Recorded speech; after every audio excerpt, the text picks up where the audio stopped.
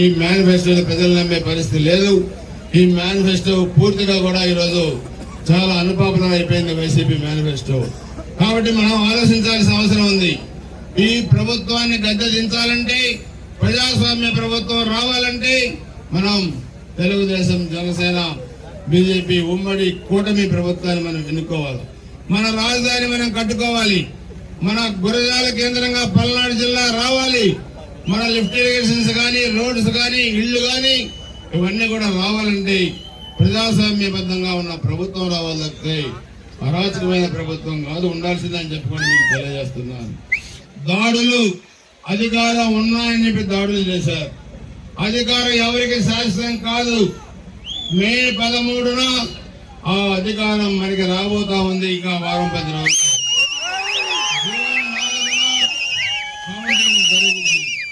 అందుకే అధికారం ఉన్నప్పుడు దాన్ని పద్ధతిగా ఉపయోగించాలి, అభివృద్ధికి ఉపయోగించాలి తప్పితే పై నుంచి కింద దాకా అరాచకాలకు ఉపయోగించాలి.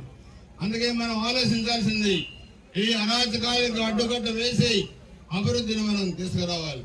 ప్రతి పేదవాడికి న్యాయం చేయాలి. బీసీలకు న్యాయం చేయాలా, ఎస్సీలకు న్యాయం చేయాలి, ఎస్టీలకు న్యాయం చేయాలి.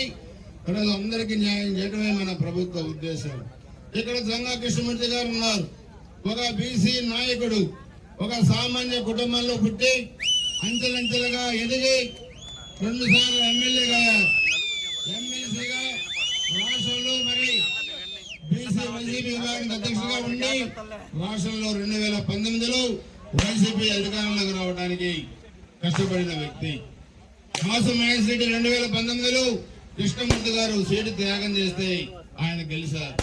గెలిచిన తర్వాత కనీసం మర్యాద కూడా ఇవ్వకుండా అడుగడుగున అవమానాలు పాలు చేస్తే చివరికి అవమానాలు తట్టుకోలేక గౌరవంగా ఉన్న తెలుగుదేశం పార్టీలో చేరారు. అందుకే మీరు ఆలోచించండి ఒకసారి.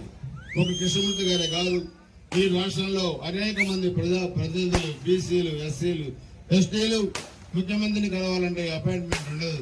ఒక రాచరిక వ్యవస్థలో ఈ ప్రభుత్వం నడుస్తా ఉంది.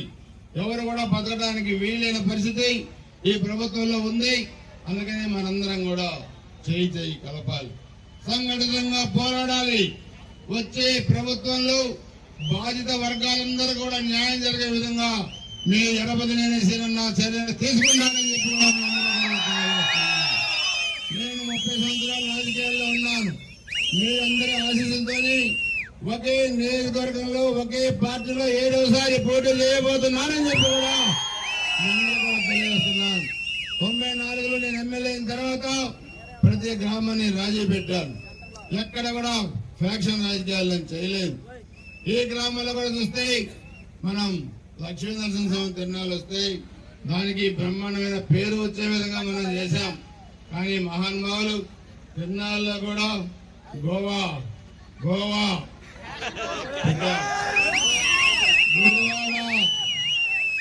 గుడివాడ పెట్టారు.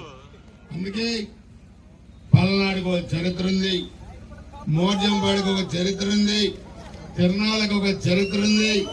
ఆ చరిత్రను కూడా మట్టి కలిపే విధంగా ప్రవర్తించారంటే, డబ్బుల కోసం ఇంత అరాచకాలు చేశారంటే, గౌరవాన్ని పోగొట్టారంటే అది వాళ్ళే ఆలోచించుకోవాల్సిన పరిస్థితి ఈరోజు ఉంది. అందుకే మన గౌరవాన్ని కాపాడే విధంగా, మన పల్నాడు గౌరవాన్ని కాపాడే విధంగా ఈరోజు మనం చర్యలు తీసుకోబోతున్నాం. పార్టీలకు అతీతంగా అభివృద్ధి సంక్షేమ కార్యక్రమాలు చేస్తాం. మీ అరాచకాలకి అభివృద్ధితో అడ్డుకట్ట వేస్తాం. బాధిత కార్యకర్తలకి న్యాయం చేసేదాకా వదిలిపెట్టే సమస్య లేదని కూడా స్పష్టంగా కూడా తెలియజేస్తా ఉన్నాం. ప్రభుత్వం మంది, అధికారం మంది, అభివృద్ధి మంది.